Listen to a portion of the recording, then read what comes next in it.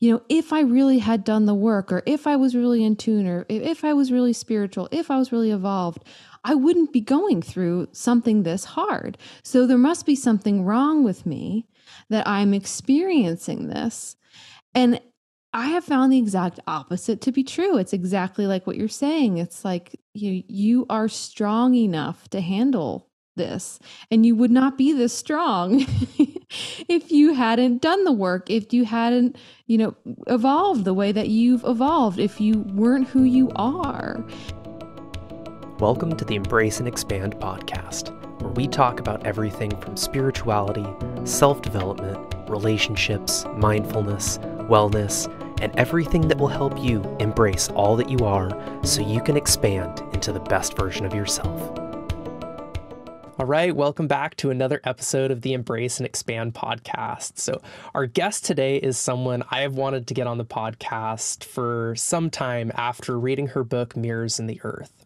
She's a writer, an herbalist, earth intuitive, and guide behind One Willow Apothecaries, an online hub for learning, healing, and connecting with the living world.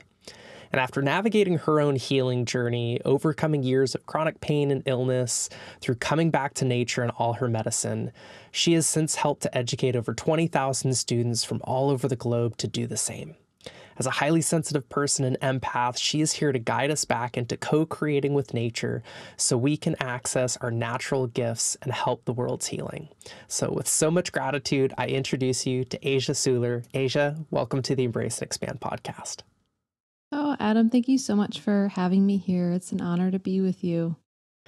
And so, like I said, I first was introduced to you through your book, Mirrors in the Earth, which was a book recommendation that came to me from a friend. And I just, within the first few pages, truly fell in love with the story and really felt like you wrote the book for me almost. So will you kind of share with the listeners who maybe aren't familiar with you, kind of your backstory and what made you write the book? Absolutely.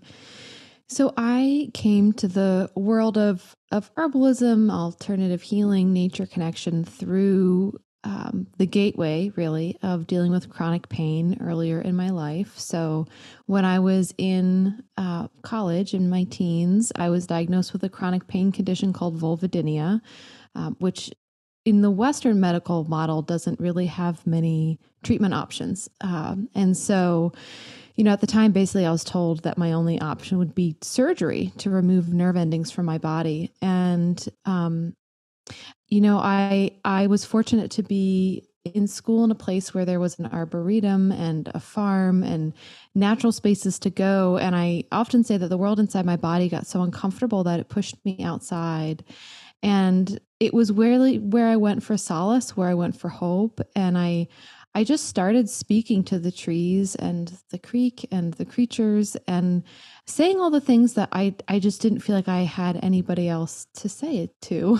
Chronic pain is often very invisible. And then, vulvodynia in particular is pain happening in an area of your body that you're just not even really supposed to talk about. And so I would just go and pour my heart out in the woods. And I felt so seen and so heard and so held.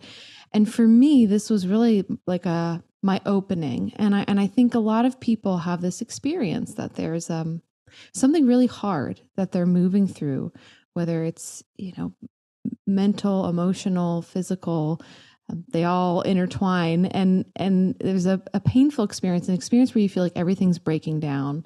And through that breakdown, this gateway opens where you start to see these other realities alongside you, this other way of being and living, this way of being that your heart, your spirit always knew was there.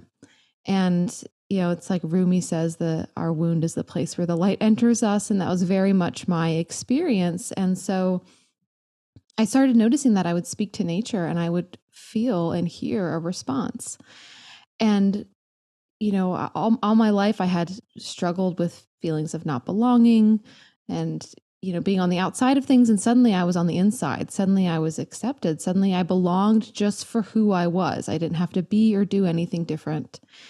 And And so that was really where everything started for me. And I went on to go to school for herbalism to study how to actually work with the plants and their physiology and people's bodies, and went on to study other modalities too, like dream work and shamanic journeying, Reiki, so on and so forth. But really at the heart of it was just this passion for connecting with the living world and connecting with the living sentience here on this planet that we would call the earth, and all the ways in which we are meant to be in communication with this wider knowing and this wider guidance, so that we can be guided in our lives, so that we can experience true deep healing, which for me, the truest, deepest healing is coming back home to ourselves.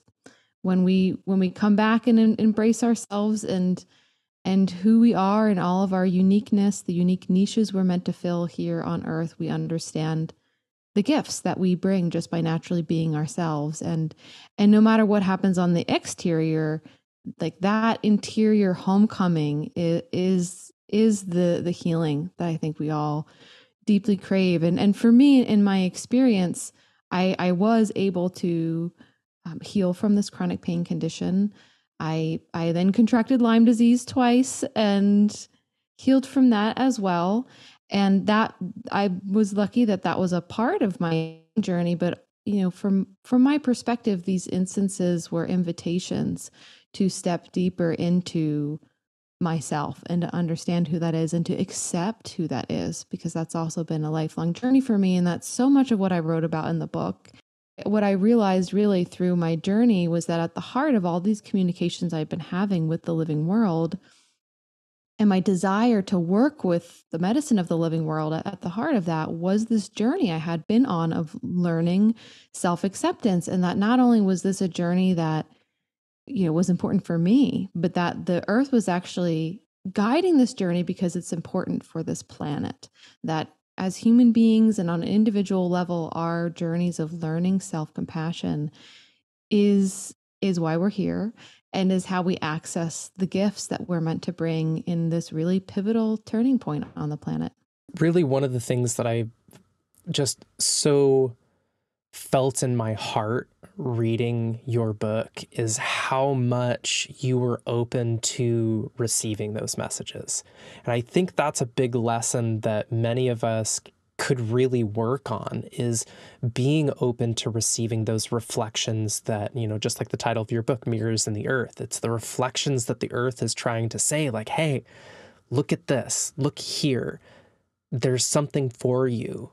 But you really have to tap into that subtlety. And being a highly sensitive person myself, I feel that kind of gives us a little bit of the edge to be able to feel into those subtleties that nature is constantly trying to communicate. Yeah, that's such a good point. And I love that you brought that up, the ability to be open. And I think it's true for a lot of sensitive people. We are naturally sort of porous. And that's been a blessing and a challenge in our lives.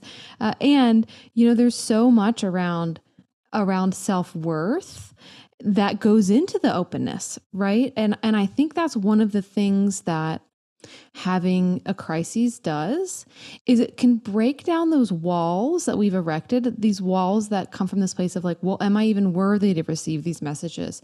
Am I good enough? Am I in tune enough? Am I intuitive enough? Like, am I just making this up? And I think when you are in a dark night of the soul, you're kind of in one of those spaces where you're like, I just need help.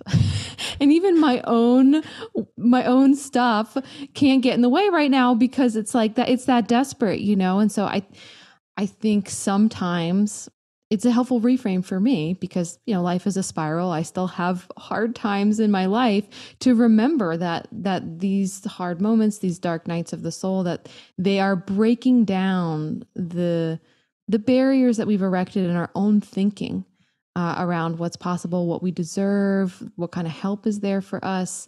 It really disintegrates. And I remember hearing about this concept of the shamanic initiation. And in a lot of traditional cultures, this was seen as a dismemberment. So literally you were taken apart so you could be put back together. And so when life feels like it's falling apart, to lean into it which sounds extremely hard and is extremely hard. But if you can only lean into that, it really starts to break down those walls that maybe have preventing you from feeling like you deserve those messages, that support, those breakthroughs, because often it's our feeling of whether or not we deserve it. That's the only thing that's standing in the way of us receiving that.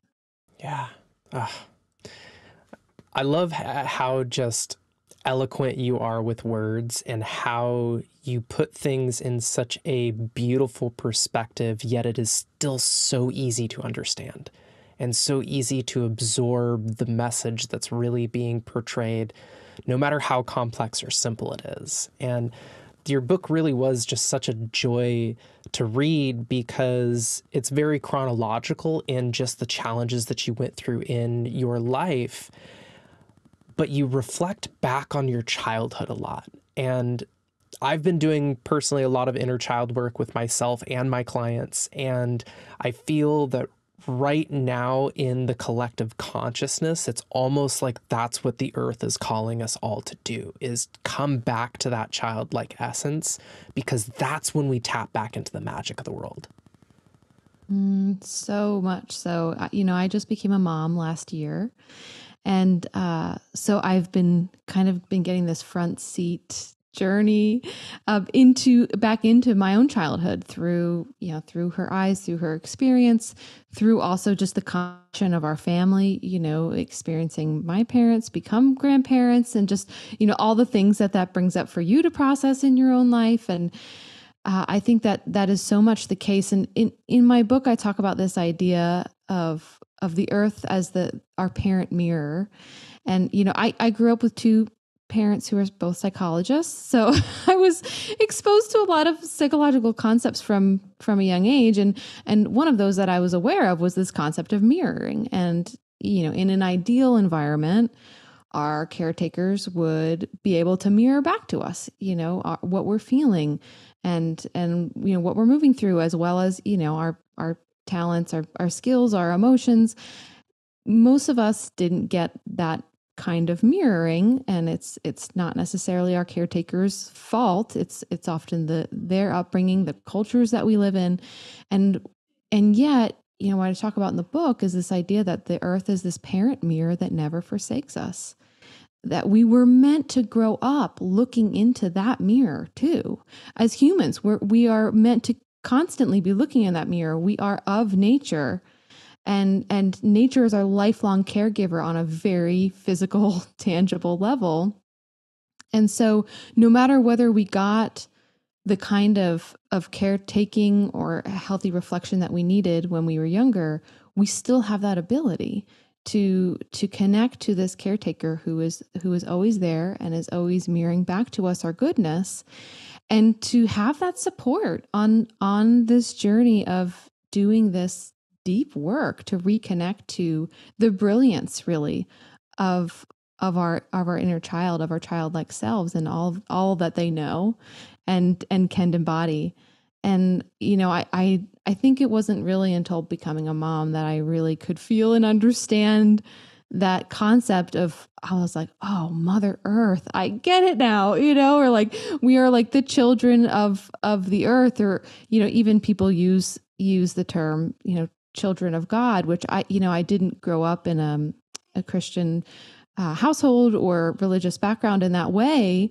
But now it's like, oh, just thinking about the kind of love that I have for my daughter, and then feeling that reality that the earth has that kind of love for me, or the divine, whatever word you'd want to use there, that like I'm like a child to her, to them, to this source, and that I'm beloved, I'm forgiven. It's like my daughter could do anything and I would forgive her, whatever it is, she's already forgiven, like she's lived unconditionally. I want to see her thrive, and I want to see her connected always to that childlike spark of play and wonder and curiosity and empowerment. And yeah, I think I'm glad you brought this up, because I do think it seems very present in the collective right now, that we are all being asked to tune into that. And I think that's such a beautiful reminder that the earth can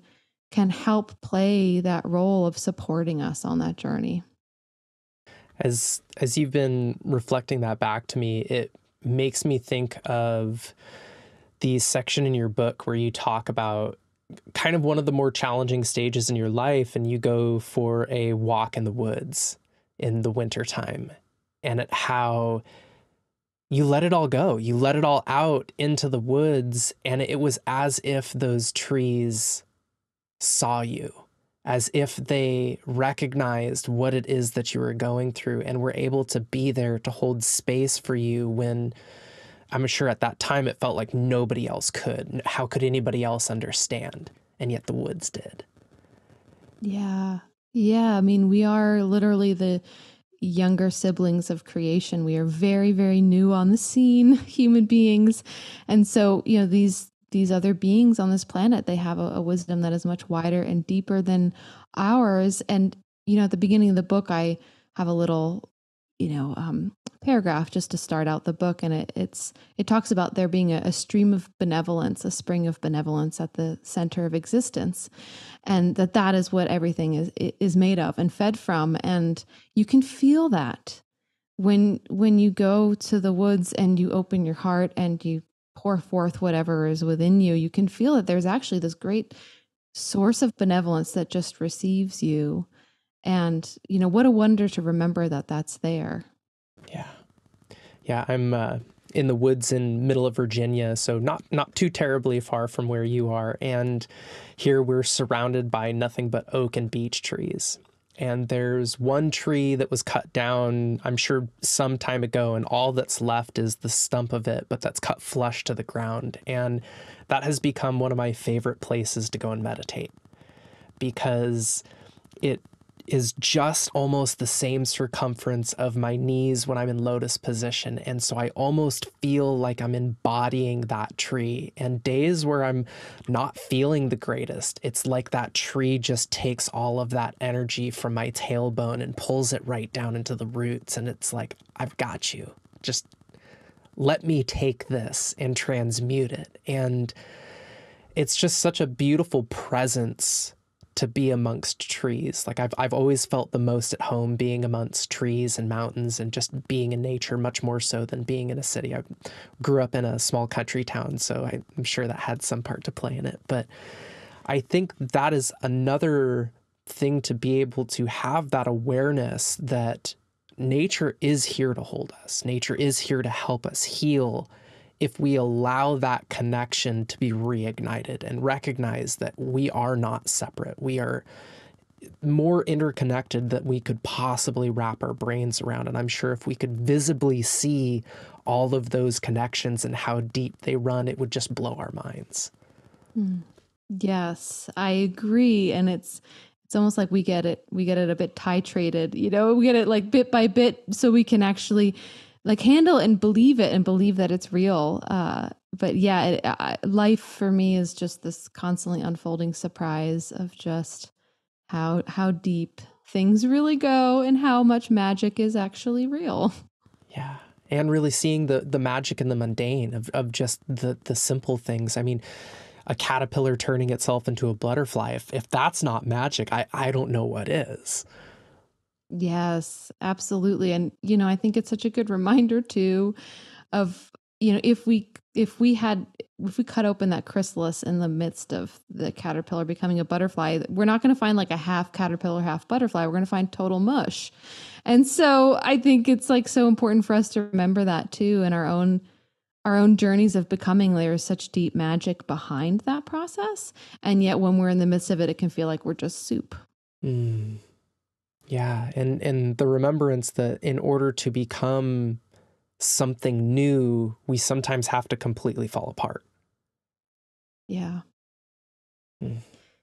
Yeah, it's real. And I think, life will put you through it many times too. It's like, oh, you're ready for the next upgrade. Let's go, It's something I say that is helpful for me is the message you most need will never stop being delivered, including, the healing you most need, the transformation you most need. It will never stop trying to be delivered. That is how much this world loves you.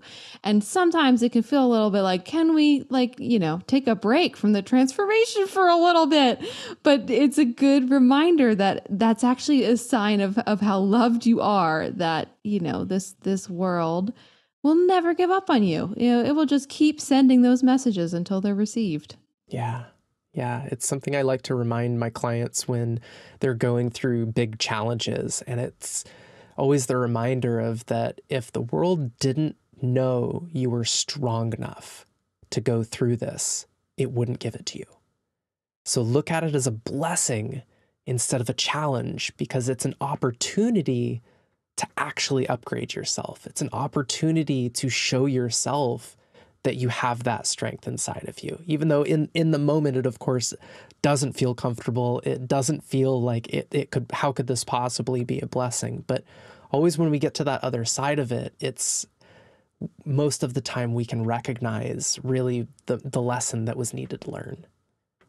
Absolutely. And this is another thing I think about often is just, especially in the world of mental health and spirituality and, alternative living, there is often this insidious belief that, if we were really evolved, we wouldn't have struggles like this, and so there's this subconscious judgment going on that we have for ourselves all the time of like, if I really had done the work, or if I was really in tune, or if I was really spiritual, if I was really evolved, I wouldn't be going through something this hard. So there must be something wrong with me that I'm experiencing this. And I have found the exact opposite to be true. It's exactly like what you're saying. It's like you are strong enough to handle this, and you would not be this strong if you hadn't done the work, if you hadn't, evolved the way that you've evolved, if you weren't who you are. And, so I think there's this sort of fallacy that this, a spiritual life will be this life where there's not any bumps in the road. And it's the complete opposite. And I've seen some of the most powerfully, spiritual people, integrated people, wise people that I know or have met or experienced in my life have really been through it, and often not just once, but many times. And so I think it's an important reminder that there's this whole idea of there being almost like a punitive force in the world, is just false. That it's not punitive. You're not being punished in any way. It's not your failing. It's a sign of just how powerfully spiritually strong you are. And that, the world wants you to see that. Mm. And many times in the midst of it, it's hard to see that within ourselves.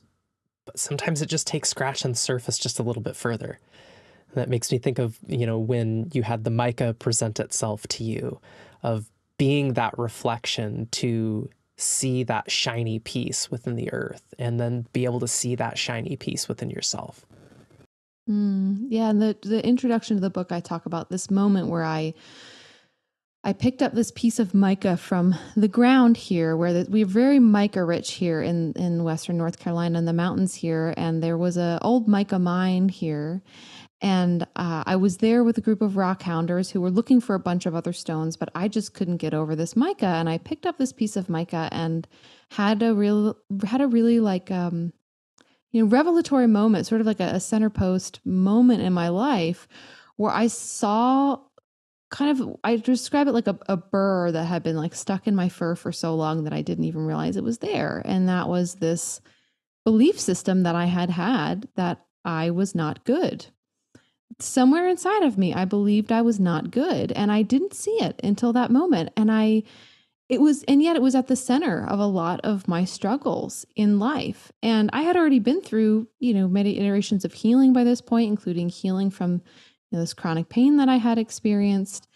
And yet it took that moment of that being reflected back to me, and it was reflected back to me at the same time. What was being reflected back to me is that the earth saw my goodness, that my goodness had never been in question. And so, this was really my journey then of letting in that reflected benevolence and starting to understand where some of these belief systems came from inside of myself. And it was fascinating because I went on to understand in studying Taoist stone medicine that mica is literally considered to be a mirror in that medicine system that shows us our divine nature. It is literally considered to be a medicine for helping people to remember their divine nature.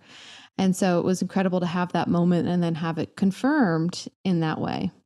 I'd love to touch on, so your apothecary, One Willow Apothecary, and the beautiful story behind where that name came from. And to me, as I was reading the book, it made me reflect when you were talking about coming up with that name, but also the reflection of the willow tree that you had a deep relationship with in your childhood, of just how synchronistic and almost prophetic it was that would be the name of your business.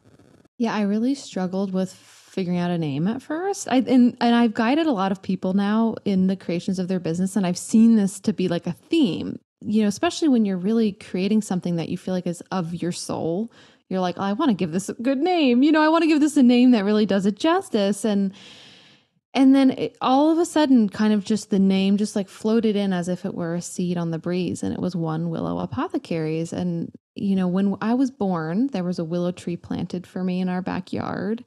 And I grew up in the suburbs in a duplex and sort of a row of duplexes. And so there wasn't a ton of nature around me.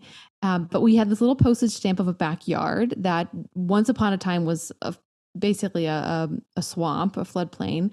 And so we would still get these periodic big floods. And my parents and my grandfather, who was visiting, decided to plant this willow tree for me when I was born as a celebration of my birth. And it absolutely loved it back there because it was, got these soakings all the time. And yet we also knew that willow trees are not very long-lived trees. So when the tree started to go back into the earth when I was in my 20s, it was amazing because it was really it had its last few like whips of life when I established One Willow Apothecary. So I almost felt like I took one of those cuttings and rerooted them in a different place. And that tree was the first being of nature I can remember very vividly speaking to and hearing replies from. I would climb up into her arms with my journal and a book, and I would lay up there and dream and think and speak my heart out loud, and I just remember feeling this response like a wave coming from the tree every time I would lean in close to her heartwood and share something. And from a young age, I grew up in an environment where spirituality and intellectualism were kind of considered to be at odds. And so from a young age, I wanted to be seen as intellectual. I wanted to be seen and accepted in that way. And so I really pushed my spiritual side aside. I thought, well, I want to be taken seriously, and this isn't seen as serious. And so I really shoved that part of me down. And yet I was still having this sort of ongoing connection, this ongoing gateway. And that was that tree. That was my willow tree. And of course, when I, had my big breakdown in my 20s and had that doorway open through dealing with chronic pain and chronic illness, I started having these experiences a lot more. But I never forgot kind of the grandmother really who held it all together for me, which was this willow tree. It's such a fantastic story. And for those listening, if you can't tell, you really need to read this book because it really is such a great way to resonate with somebody else's story. And it's one of the things that I love about having guests on this podcast so much is that everyone is from very different walks of life. Everyone has walked different trails to get to where they are. And yet, fundamentally, we all share so much of the same pains. We share so much of the same challenges and areas of growth and realizations that And especially when, you mentioned highly sensitive people within the book, it's like, okay, yet another book that makes me feel seen, because there is kind of so little talk about being a highly sensitive person. And, we live in a world that is definitely not designed for the highly sensitive person, and really doesn't even take us into consideration for the most part, just due to the fact that, like you said, so porous. And I really love that descriptor because it is true. It's like we are like that porous sponge that just absorbs anything and everything that's around us. And I think another reason why many of us feel so at home in nature, because she doesn't force herself upon us. She doesn't project her stresses and anxieties and wants and needs.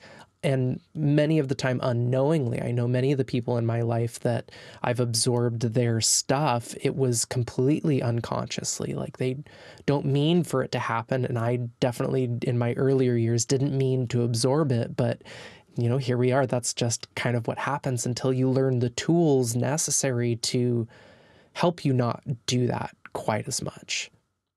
Mm-hmm. Yeah, I love that you talk about high sensitivity here because, yeah, I think, it might be different generationally now. I'm not sure with like kids being born now, with there being more resources, but I know that when I was growing up, it wasn't necessarily a thing people were tuned into or aware of. My parents knew that I was sensitive, but Dr. Elaine Aron's work hadn't quite come out yet when I was born, and so they knew from my pediatrician and from experiencing me in person that I was sensitive, but there wasn't this understanding that this is a nervous system trait that is biologically based and exists in about 20% of the population, not just the human population, but many different species, and that it serves an evolutionary function. And yet, it can be a challenging trait to navigate in a world, like you said, that was not created by sensitive people. Really, a human-made world that was not created by sensitive people, and that has been a lifelong journey for me. Is really learning like, what do I need to thrive, and that might look really different than what most people need, and learning how to forgive myself for that. I'm like, I talk about in that chapter with the willow, I was teaching at a conference that was, on the land, and everyone else was gathering for opening circle. And I was just having like a pure nervous system meltdown. And I had to make a beeline to the river by myself and skip opening circle because I just felt like I was on fire from the inside out. My nervous system was just so overwhelmed. And it was just one of those moments where I realized what I need is different than what other people need. And that's okay, because if you look around you at the world, you see that, every being in nature has their own needs, their own requirements, their own niches, and there's no shame or judgment in that. And the same is true for us as human beings. And I think highly sensitive people, we evolved to be so sensitive because we are meant to be subtle communicators. We're meant to, be in touch with the world around us. And one of the reasons why I talk a lot about high sensitivity on this podcast is partly due to just me living a life of being a highly sensitive person. In my earlier years, it was diagnosed as ADHD and bipolar, because just like you, when I was growing up, Dr. Elaine Aron's work hadn't really come out yet. It came out right as I was getting out of high school. And so at that point in time, I was not in any place to be doing any type of research. I wanted absolutely nothing to do with the medical community that tried to shove pills down my throat and put me into a certain box. And it was only in recent years, actually just a couple of years ago, that I found Dr. Elaine Aron's work. And reading her book of Highly Sensitive Person, it was just like this huge weight taken off of my shoulders and this giant permission slip to just live life on my terms and no longer try and fit myself into a box, and recognize that I do need different things. I need way more downtime than what the average person needs in order to be able to recharge. And it has made me completely restructure my timing and how I work and the hour in which I wake up. I wake up before my wife does so that I have my time to be able to do my meditation practice and be in stillness and silence in the morning before the house starts to really aliven and wake up. And now there's constant sound and things like that. And really, music and silence is kind of like my two things that keep me balanced. And I think it is different for each of us, even if you are a highly sensitive person listening to this. Like, what works for me is different than what works for Asia, and that what's different that's going to work for you. And that's the unfortunate thing, is that we have to kind of do this trial and error process. But what's beautiful is of individuals like myself and you, Asia, is that we've kind of gone through it. And so we have a little bit of a foundation to help others. And the reason I'm bringing this up is because I love so much of what you are offering to people who are creating businesses themselves, is to how to structure their business around their highly sensitive tendencies or their empathic tendencies. So do you want to talk a little bit about that? Yeah. When I first started my business, I think it was about 12 years ago now. And this was really before social media really took off. And so I didn't really have very many examples of how to run a business as an empath and as a sensitive. Most of what you would see out there if you Googled things about, business, it would be like, drive hard and, you can sleep when you're dead and, things like that. And so, and I also had definitely one of my programs that I developed when I was younger was, working hard kept me safe. And so I just started out going with my business, like, as hard as I could go. And I'm not surprised looking back that I had so many health challenges, because for me, this is often how this is how my signs of overwhelm will communicate. Is through my body basically being like, we can't handle this. Getting sick is very, very common for me. Now, because I have been exposed to Lyme disease, I will sometimes have sort of Lyme-related migraines. That's like one of my signs that I've worn myself down. But in the beginning, I just went so hard and was so just depleted constantly all the time. And it really wasn't until I started, really embracing how I work and who I am and what I care about and what I'm passionate about and doing things on my own terms that the business actually started taking off. It was kind of this process where I was doing what I thought I should do. And I think a lot of empathic people and sensitive people from a young age, we were sort of telegraphed that part of our role is to please other people. To attune to other people's needs rather than attuning to our own needs. And so I did that in the beginning with the business. I made tinctures and teas and things that other people said they wanted. And I was like, okay, well, other people want this. This is what I'll make. So this is what will be successful because people say this is what they want. And it was like I got by kind of, but I was still working like at least one other job. And in the business, I would stay up till midnight or 1 a.m. getting stuff done. And I don't really remember what exactly it was that pushed me, probably just pure exhaustion, but to just be like, you know what, this is barely making any money anyway. So I might as well just do what I care about, what I'm passionate about, and just like put it out there. And for me at that time, it was flower essences. And people had heard a little bit of Bach flower remedies, but there wasn't, like, even if you Googled flower essences, there wasn't much out there. And I was just like, I'm just going to start putting this out there because I love the writing piece of it, writing about it. I love making them. I love taking them. They've had a huge impact on my life. There are these, if people aren't familiar with flower essences, they're in the realm of homeopathics or vibrational medicines, where they are a flower that's floated in water, and then the water itself is taken in drop dosages. So it's a very subtle medicine that shifts emotional patterns within us. And so I started offering those, and they took off. And I was shocked. I really couldn't believe that these, sort of things that I created for fun were actually speaking to people. And so that just became my map of realizing that every time I did the thing in the way I wanted to do it, how I wanted to do it, I was so much more successful than when I just pushed and pushed and pushed. And of course, there's been many iterations for me in learning this with my business. It wasn't like a one-time thing. I'm constantly still learning what is too much. And I'm a little shocked some days of like, wow, I just really can't do that much all at once.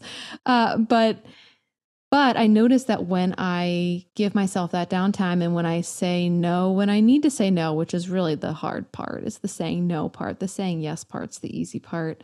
The saying no part, when I can really be empowered in that and leave that space, that when I do say yes, the yeses are that much more vivid, that much more strong, and that much more effective. Like if I, say I don't feel well for a day, and instead of saying, oh, I'm really going to push myself through this and sort of get a little bit done, not very well. If I'm like, Asia, take the day. Like, it's okay. You just get the things done you need to get done today to take care of your home, your family, your body.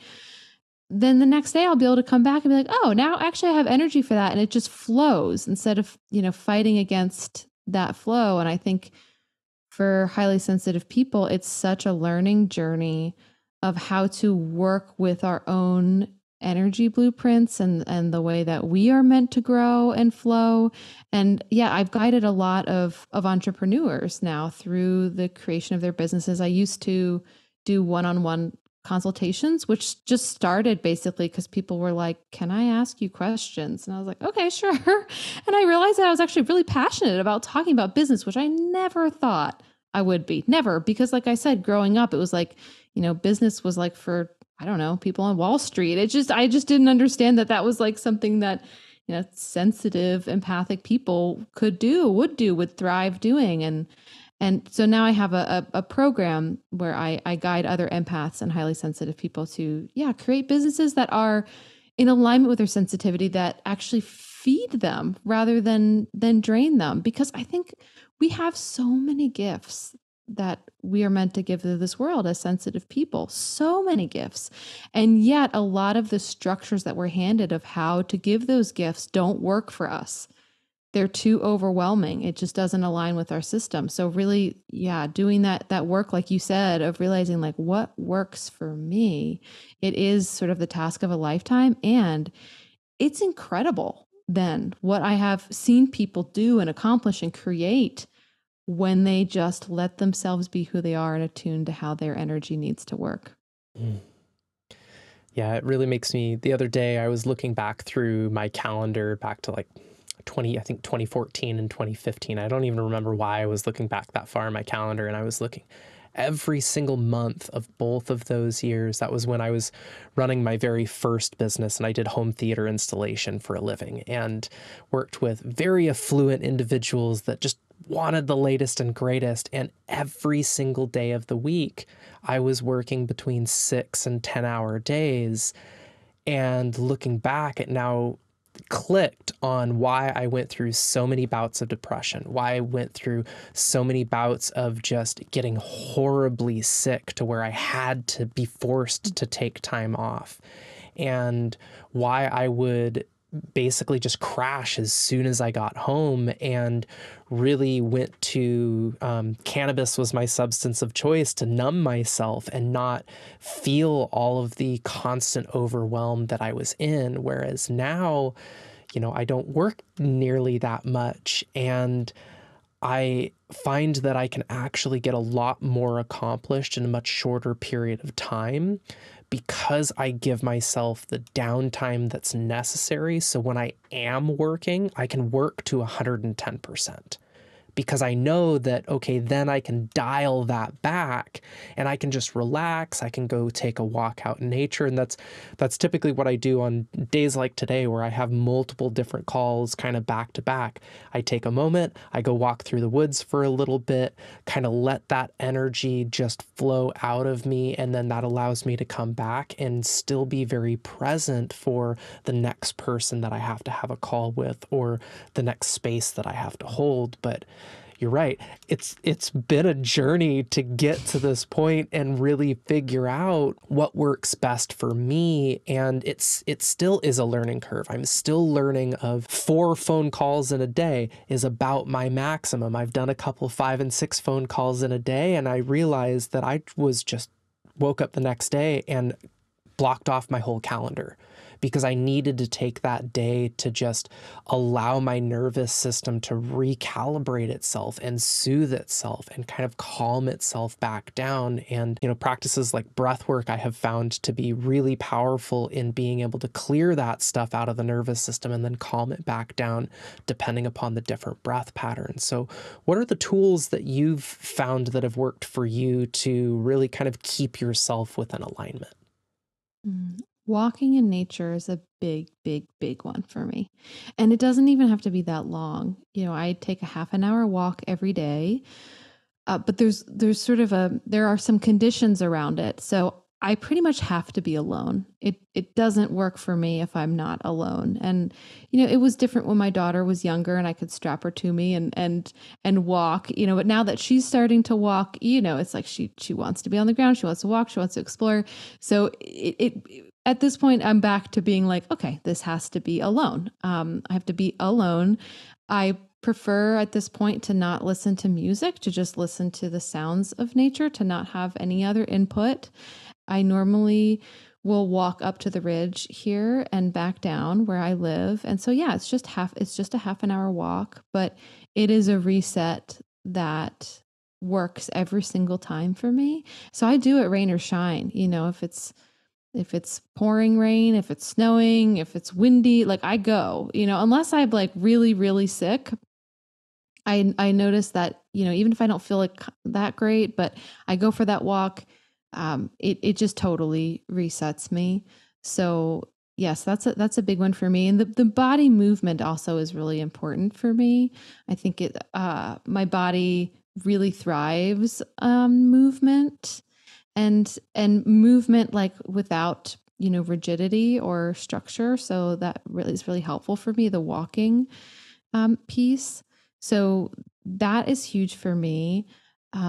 I do find that having like at least 20 minutes of meditation a day is like a huge cornerstone. And that's been very sort of in negotiation this past year since my daughter was born, like figuring out when do I get this into my life? Because I used to have a very solid routine of meditating before bed. And that really helped me because I dealt with insomnia almost my whole life. And it really wasn't until like probably 5 years ago that I realized, oh, it's because my nervous system is overwhelmed, like just on the daily by life. And that's why I can't fall asleep. Like all growing up, my parents were like, I don't know, she just can't sleep. And it's just because my nervous system was still on alert. And so learning to meditate before I went to sleep was really helpful for me. Since having a child, I don't have as much trouble falling asleep because I don't get as much time to sleep. So, but yet I still find that the meditation piece is really often when I can sort of feel it back into my energy, because I can get still to this day very involved in other people's energies and other people's like feelings, emotions. And so 20 minutes, this is when I do normally put on my headphones. I have like big noise canceling headphones. And I put on like very relaxing, often singing bowl music is one of my favorite things. And I hold stones normally. So I find I love stones, crystals, different types of minerals, stones I find outside.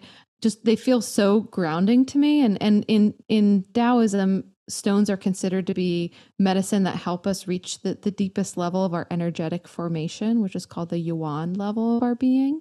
And this is where our soul blueprints lay, where our life purposes and life plans are. This is where the subconscious lives. So they're powerful medicine. And so I love to hold stones while I meditate to help me ground in that way too, because grounding is a big thing that I need. And so, yeah, I would say that those are two really big cornerstone practices of my day. And if I could add a third one in, then I would probably say writing. And that's looked different for me at different times. I wrote a lot of poetry when I was younger. It was sort of how I processed my feelings and my emotions. And I've been I've really been dipping back into that since getting pregnant and having my daughter. I think poetry in some ways is like, the mother's form, because it's like, you have 15 minutes, go ahead here, like jot some lines down. I'm not writing a novel right now. I don't have the time for that, but poetry, yes. And just, I've noticed at the end of the day, so I used to love reading before bed. I love reading in general. It just really, it's part of my home frequency. And yet I am very, very sensitive. And so I've noticed over the years that even when I'm reading things I'm really fascinated or interested in, if they're too activating, I still have to come down from it. And so I've noticed, especially since having my daughter, that I think my sensitivity has even increased, just because of the state of being a new mom, that I can't read before bed anymore. It's just like, it's too activating for me. Then I find myself in that person's life, that person's thoughts, whatever it is. So now I journal before bed. And it's like, I don't even necessarily write down what's going on that day. I might just find some descriptor words for how I'm feeling. Or maybe if I had a dream from the morning that I didn't get to write down, I'll explore that dream a little bit. But to me, it's like how I come back to my home frequency is through writing. I'm like, oh, right. It's like, instead of reading somebody else's frequency, I write so I can feel my own frequency again. And then I can settle. It's like, I feel like, okay, I can take a big exhale now, and now I can go to sleep.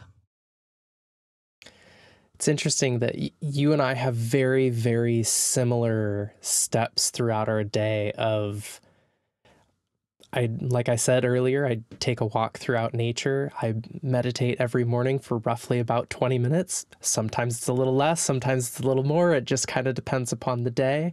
And then I journal every morning. And I have found that doing the practices in the morning, for me at least, is what helps to set the rest of my day up. The mornings where I don't get my journaling in, or maybe I didn't get my meditation, those are always the days that I find that I struggle. Like I just can't stay focused on the tasks that I need to do, or I find myself just not being able to be as efficient, especially in the editing process of the podcast. And now that for season 2, I've been implementing bringing it onto YouTube. So it adds a whole different level of editing process to it as well. So it's very important that I have kind of that structure throughout the day. And it's interesting that you say walking through the woods without any music, because that used to be my go-to. Is I would just pop on my headphones, I would put on some music, and I would go walk through the woods. But now I have found, especially here since moving to the East Coast, the woods are very different here. And I want to feel much more present and hear the different bird song and the trees. I know this is going to sound maybe a little weird for some people listening, but the trees sound different here than they do on the West Coast.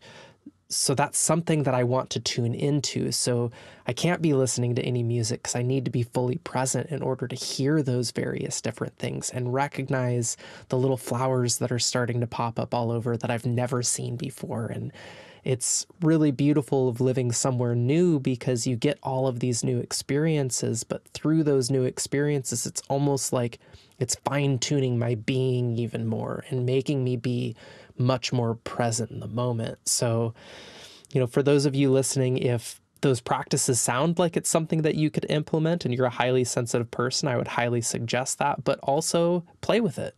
Like, what you enjoy, what makes you feel calm versus, Asia, like you said, what makes you feel activated, and being able to find the right times throughout the day on when to do certain practices and maybe when not to do certain practices. And you kind of mentioning that I read before bed, or at least I try to every night. And lately I've been reading a lot more of books from people that I'm bringing onto the podcast, and a lot of it is self-development. And I find myself either, one, like you said, getting very activated, and then it's a little bit more difficult for me to fall asleep, or I'm falling asleep while I'm reading. And I have started to recognize that that's my body's way of saying that this information is too much for me right now. Please put it down. Yeah, our bodies are so wise, aren't they? They are. They really are. And I feel like we can struggle so much with them. And yet if we just befriend them, they tell us everything we need to know. Yeah. Yeah, the body really does hold all the answers that we could ever need if only we can slow down enough and listen to what it actually has to say. Yes. So as we're kind of nearing towards the end of this episode, I think this is a perfect opportunity to ask you the embrace and expand signature question. So Asia, what did you have to embrace in your life in order to expand into the person you are today? So when I first thought about how I wanted to answer this, I thought, well, I definitely want to talk about my sensitivity, that embracing my sensitivity in order to expand. And as we were talking, the line that came to me, that it sounds, it's a paradox, but I think that's why I love it. I love paradoxes. Is I had to embrace my limits in order to expand. So for me, what those limits look like were embracing my sensitivity, which in the past I felt like was a limit, was something that prevented me from doing what I wanted to do or expanding in the ways I thought I should expand. Accepting that I'm human and everything that entails. I'm in a body. I'm in a body that ages and will die. I'm here on this earth at this time. With the particular life experiences that I've had. And in the past, at one point in time, all of those different things felt like limits, like they were traps, like they prevented me from expanding. And what is so magical about the paradox of accepting your limits is that once you accept them, then you expand more than you ever thought were possible. And so, yeah, I remember my therapist telling me once that highly sensitive people are like Stradivariuses. You're not just like any violin. Like you have to take very special care of this instrument that is your body. Like it needs special care in order to be in tune. But when you are in tune, like, my God, what you can create, the beauty that you can bring to this world, just like, out of this world refinement and, gorgeousness. And so that has been my experience, that it's the most beautiful paradox maybe on earth, that the more I accept the limits of, myself, my system, this day, what's possible for me at this time in my life, then the more I expand into who I really am and what's really possible for me. And it's a beautiful lesson, and one that continues to unfurl for me, being a new mom and accepting even more limits on my time and, my energy. And yet I feel more myself, more creative than I ever thought was possible. I remember writing in my journal very early on when she had just been born and was very colicky. So we did not have an easy time. I remember saying that, this journey of motherhood, which I had felt like would be such a limiting, constricting thing in some ways, that it actually expanded you, and that love itself never constricts but expands, only expands. And I think embracing one's limits is a way of loving oneself. And through loving oneself, you expand. Full body truth bumps to that answer. It's very beautiful. Not the first time we've received that answer. And ironically, the first person that did bring that answer was this season, John Michael Greer. If you're familiar with his writings on Druidry, he had that same answer. It was really admitting where the limitations are really allowed to expand beyond them, admitting what limitations were true limitations, that we had to abide by those things, but what limitations were also maybe fictitious within our mind, and we could actually transcend those limitations. And it's beautiful at how you coupled that with being a mother of, I'm sure, going into it and through the pregnancy, thinking of all of the various different ways at how this was going to limit your life and change your life and limit time. And I'm sure there were some subtle truths to that. But to hear you say it, how much it's actually expanded you, and really expanded you, because I'm a fur dad. I don't have human children, but I can definitely say the more love you invite your life and the more love you open yourself to, that is what really is going to expand you more than anything else you could experience in this lifetime. Because love is the fundamental thing that transcends all time and space.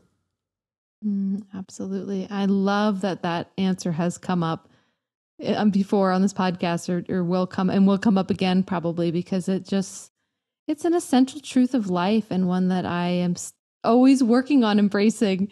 So that's the cool part, right? Is we always will come up against new limits, more limits, different kinds of limits. And it reminds me of the psychological concept of creative constraints, that we need those constraints actually in order to be the most creative. And I think life, this process of coming here to these bodies, to this planet, to being on Earth, to being an Earthling, it's like one gorgeous example of a creative constraint. And we are such creative beings. We are here to really create and co-create such majesty here with the earth. And yes, it all comes back to learning how to accept who we are, have compassion for that person, and ultimately hold love for ourselves. Yeah. So Asia, before we part ways here, do you have any current programs or programs coming up that the listeners could take part? I will be sharing your website and your Instagram profile in the show notes below. So those of you listening, if you want to get into contact with Asia, you'll be able to find all of her information there. But if you just go ahead and tell us about anything that you're working on. Sure. So I have a program I've been running every year called Intuitive Plant Medicine. And this is a program for people who want to learn how to communicate with the living world, to receive messages for themselves, to co-create with the living world, whether that's through making medicine like flower essences, or learning how to work with land bases and healing in that way. So our yearly sale on that is coming up in May. So that is on the docket. And I also want to mention that this summer, I'll be releasing a course that I had released in conjunction with the book, but then hasn't been available on the website, but will become available again, called Writing the Earth's Voice.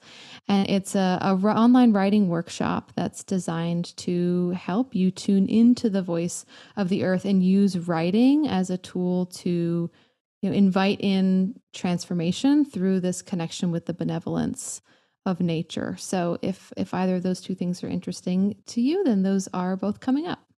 Fantastic. Well, greatly appreciate your time, your wisdom. I thank you so much for writing Mirrors in the Earth. We wouldn't be having this conversation if it wasn't for that beautiful book. And for those of you that are listening, again, like I said earlier, I highly, highly suggest that you read this book. Even if you are not a highly sensitive person, there is so much value in the story that Asia shares and the wisdom that are written onto almost every single page. Well, thank you so much, Adam. It's really been a joy to connect with you and with this incredible audience of people that you've gathered together here. It feels like sitting with kindreds. So I'm grateful for this opportunity. Well, thank you so much for being here. And thank you each and every one of you for listening to this episode, listening to the Embrace and Expand podcast. I greatly appreciate you all, and I'll catch you on the next one.